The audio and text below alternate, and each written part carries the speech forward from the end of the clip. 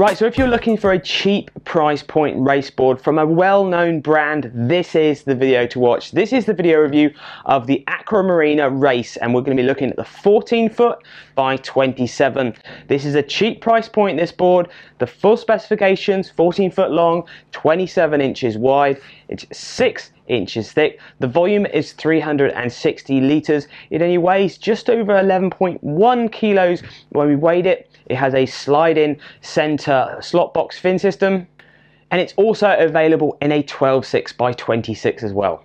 The materials and the manufacturing process of this board are the same as the other Aqua Marina boards. It's got an internal core drop stitch, and it's got 2 layers of PVC around the outer shell of the board. So as many of you may know, Aqua Marina do a massive range of inflatables, and we've covered a lot of the all-round base inflatables so far with SUPboarder reviews. This is the race board. This is, if you want to paddle as fast as possible, this is the board you're looking at. It's got a great slender outline profile, being 14 foot long, 27 wide. It's a good sort of average width, if not right down on the 25 wides as some boards are. Obviously the narrower you're going to go, the faster the board will be, but the harder it's going to be to stand on and move around the board. Boards at 30 wide, they become a little bit slower, but obviously easier to stand on. So this being 27 wide, it sits really nicely in the middle to get a lot of people into paddling fast. So looking at some of the fittings you get with this board, well, on top of the board you get the large EVA deck pad. This is the same style EVA deck pad as the other Aqua Marina boards, like a diamond check pad. Moving back to the tail, you've got a tail kick pad, which is great. You've heard me say it before, definitely a good thing to have on race boards because you're walking back on the board, especially if you're doing step back turns. It's nice to know where your foot is before you walk off the back of the board.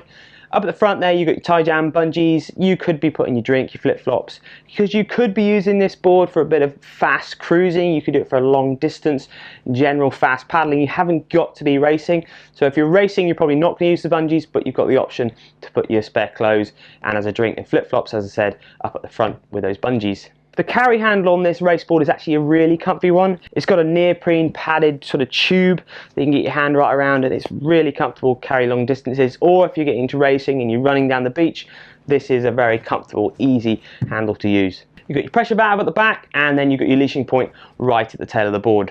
Underneath and at the back of the board, you've got the Aqua Marina tail strip, which is very similar to some other race boards. Definitely makes the boards paddle faster, helps the water release off the back of the board and not drag around the tail and slow the board down. So looking at the fin system it comes with a sliding clip fin system. Really common sort of fin system you're seeing now. Really great because obviously you can get loads of spares all around the world, and when you're rolling your board up, it's flexible enough to bend around so it goes in the bag nice and easy. The fin it comes with is actually a really nice fin. It's not your standard sort of surf shape fin. It's much wider overall, and it's got a much more swept back profile. This is great for getting you paddling in a straight line and sweeping off from seaweed. No seaweed or sticks get caught around here, which when you're paddling fast, the last thing you want to do is catch stuff around your fin. So it's a really nice shaped fin, and it's also good to see this produced in this sliding clip fin box. Many of you might have another race board, but this might be a good fin to look at because it's a much better profile than your standard sort of surf shaped fin if you're going to be paddling fast and getting into racing. It's got a recommended pressure of 18 psi, which is what we pumped it up to when we did our deflection test. Deflection test is where we put it on a gap of 1.5 meters apart, and we put 75 kilograms of weight in the center, and then we measure how much the board bent or deflected. And this board actually dropped 14 millimeters, which is a very respectable drop. It's right up there with some of the other race boards. It's not as stiff as some of the really top-end premium product boards, but then it is over half the price. So it's a very stiff board for the construction and definitely for the price point. To get the board up to the recommended pressure of 18 psi, Aqua Marina supply you with their double action pump, which pumps on the upstroke and on the downstroke, and when the pumping gets hard, you can take that little nozzle off and then you can pump just on the downstroke to make the pumping a bit easier. As I've said in a few other reviews, it's not the best pump on the market. It's completely adequate for the value for money for the product, for the board. The foot pegs can be a little bit bigger and the handles a little bit wider. It's going to get the air into your board. It recommends, it pumps up to 29 psi, so it's going to get that 18 psi, but it is going to take a little bit longer because it's not the biggest of pumps, and obviously it's a fairly big volume board. A really small, lightweight little thing that definitely doesn't want to be overlooked, and it comes complete with the package, is the lightweight leash. Now this leash is probably ideal for racing inland waterways or light coastal racing. Wouldn't want to take it out any waves or anything, but to keep you attached to your board just in case you fall in. It's a very lightweight leash, so it's not going to slow you down if it goes in the water, and it's nice that comes free with the board. So that's a very good lightweight leash. That, if you're racing inland waterways, this is definitely a leash I'll be using. And lastly, looking at the bag you get with this package. Now this bag is different from the all-round boards you get, because the all-round boards is very much like a foldable clip sort of stuff sack thing. This is a proper backpack. It's a zipped backpack, so you've got a zip right around the outside, you've got compression straps down the side, it's got very lightly padded shoulder straps. It's again similar sort of style, as in it's not really well padded like the other backpacks, but it does have a bit more shape to it. It's going to get you boarded easier, and it's going to be a little bit quicker to do up with the zip opposed to all the clips. So it's a lightweight bag. It's okay for the price point, but again, I wouldn't want to carry it miles. So talking about what the board's like on the water, well, like many 14-foot inflatable race boards, it has that quite quick uptake because it's quite a lightweight board. It's quite a responsive board to get paddling quickly. Being 27 wide, it gives you a little bit of stability, not loads of stability. As I said before, it's not super wide, it's not like 30 wide, but also it's not really narrow as well.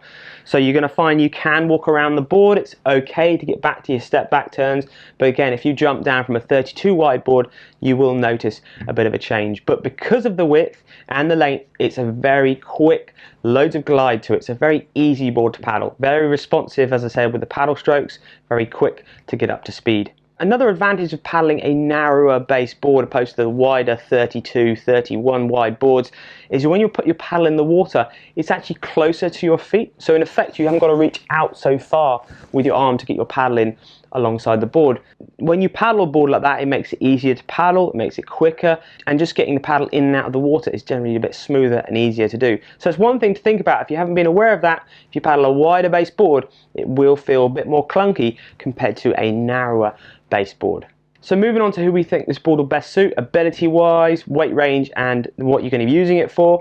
Well, ability range, you're going to be intermediate. You're going to come off your sort of 30 wide, 32 wide board, moving down from your 10.6. Definitely it's for somebody who wants to paddle faster, and definitely if you want to get into racing, it's sort of cheaper price point SUPs. We'll talk about speed in a minute because that's another thing we're going to go over. Weight range, you could be up to about 90 kilograms. I think the sweet spot for this board will probably be, for the intermediate paddlers, will probably be the 70 to 83, maybe 85 kilograms. That will be a really nice range, but if you're a little bit more experienced, you could probably even go up to 90, 95 kilograms if you've come from that racing background already.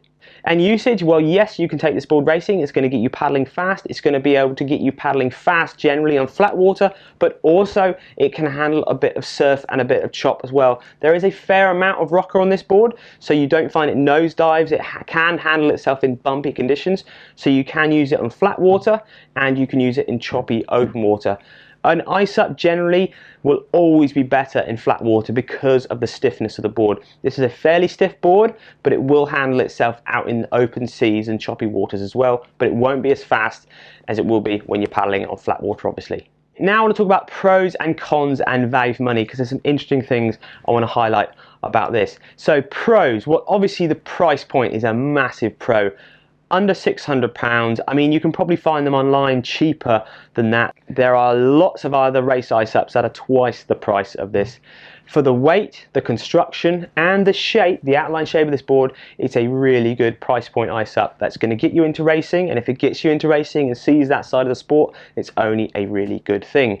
Cons, I'm going to bring you in a con, but it's more of a race observation. As we do with a lot of our iSUPs, we do 100-meter sprint tests with these boards, and this board is a quick board. I think it averaged at about 6 miles an hour for average speed, or top speed about 7 miles an hour, which isn't as fast as some other race boards, but bear in mind these other race boards are twice the price. But the reason this board isn't as quick as those other race boards, I don't think it's to do with the construction, I don't think it's to do with the overall shape, it's to just do with the rocker line. This board's got a little bit too much nose rocker, if you ask me. When you're paddling it, if you really want to try and put the nose and have the whole waterline length of the board in the water, so the board does slow down a little bit because of that.